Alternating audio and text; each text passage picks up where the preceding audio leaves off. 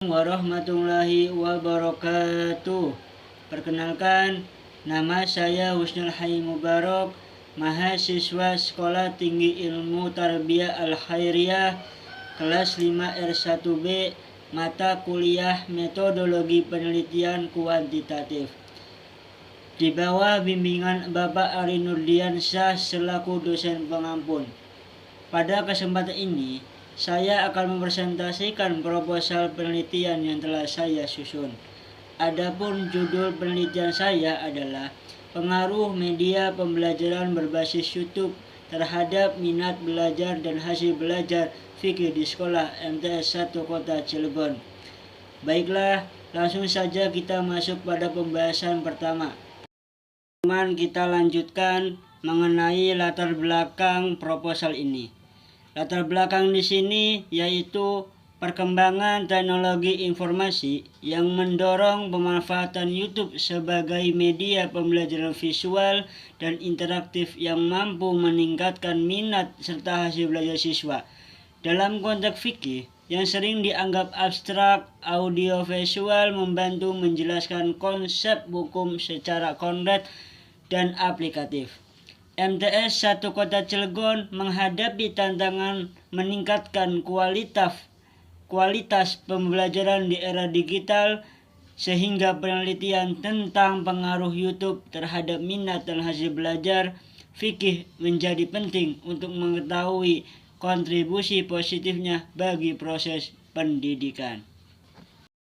Teman-teman, selanjutnya saya masuk pada bagian rumusan masalah. Berdasarkan latar belakang yang telah saya jelaskan sebelumnya, maka rumusan masalah dalam penelitian ini terdiri dari 4 poin. Pertama, bagaimana tingkat minat belajar fikih siswa MTS 1 Kota Cilegon yang menggunakan media pembelajaran berbasis YouTube.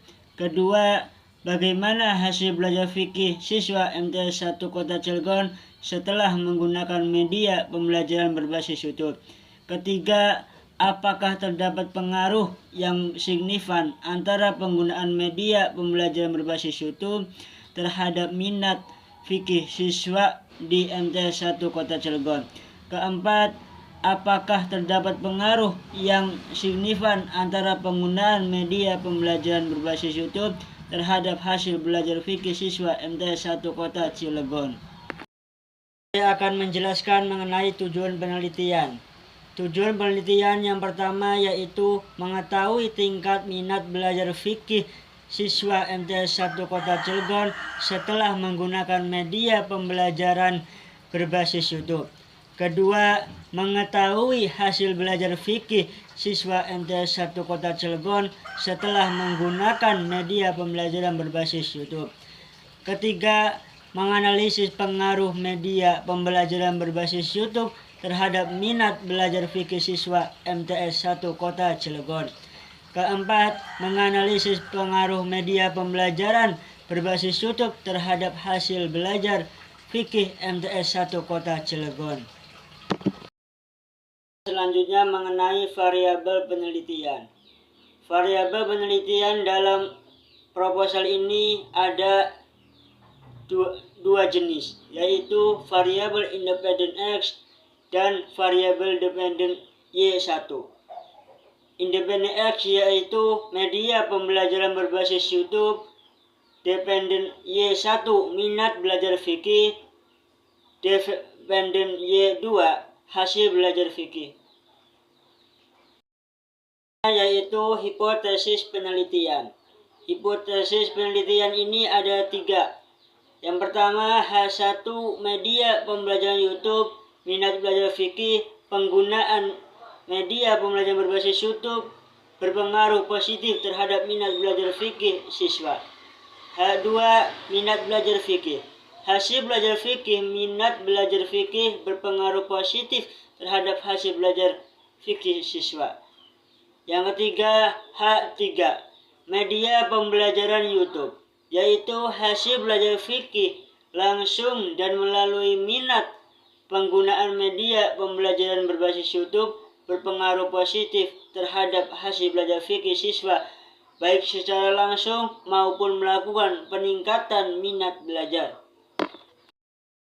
Mengenai populasi penelitian dalam proposal ini, yaitu adalah populasi dalam penelitian ini adalah seluruh siswa kelas 9 MTS Negeri 1 Kota Cilegon yang aktif mengikuti mata pelajaran fikih pada semester ganjil tahun ajaran 2025 sampai 2026.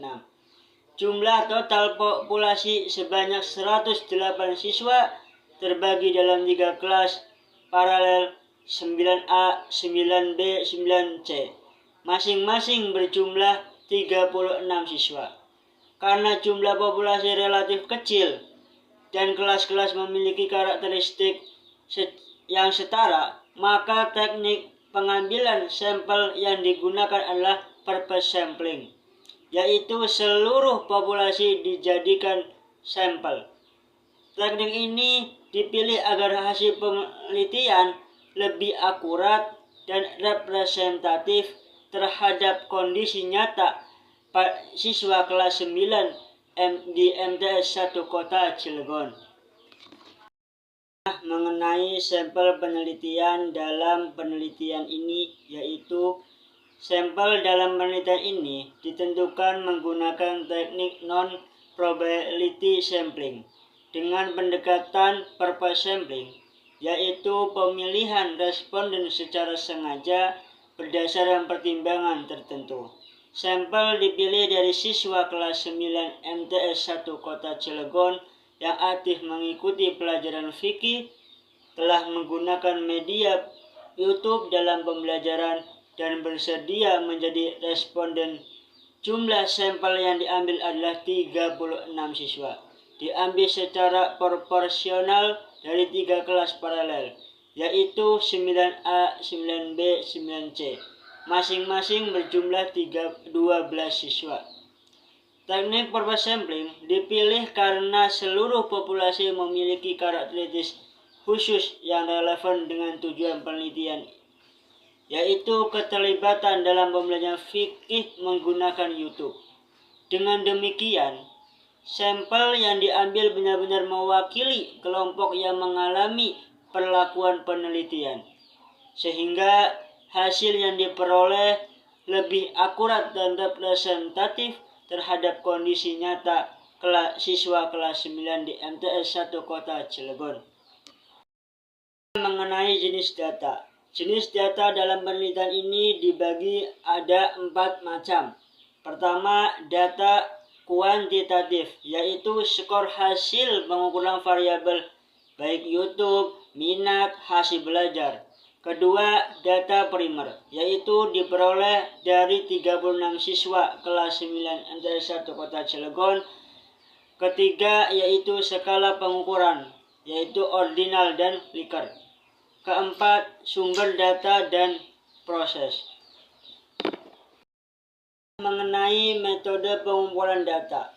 Menurut Sugiono, metode pengumpulan data yaitu cara memperoleh data baik dengan observasi, wawancara, kuesioner, dokumentasi.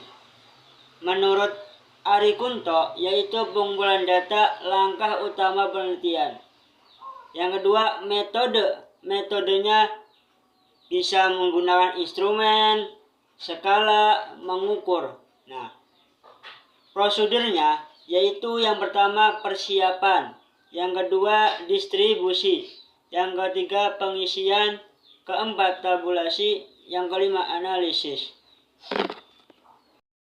Instrumen penelitian menurut teori Sugiono yaitu alat ukur fenomena agar data valid dan reliable.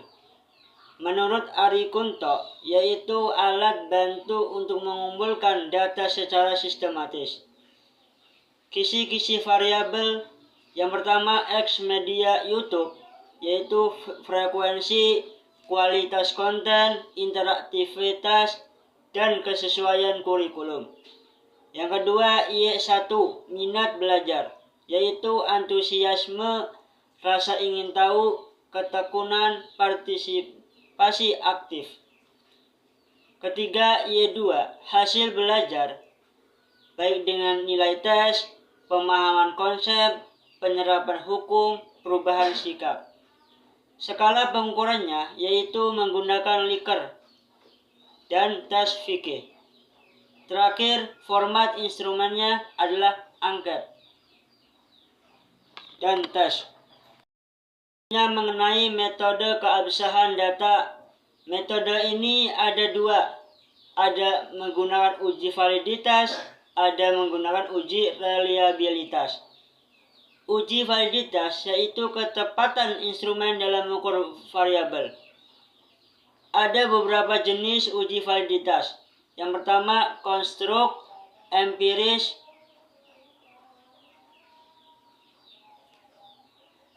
dan sedangkan uji reliabilitas yaitu konsistensi instrumen menghasilkan data sama dalam kondisi sama jenisnya.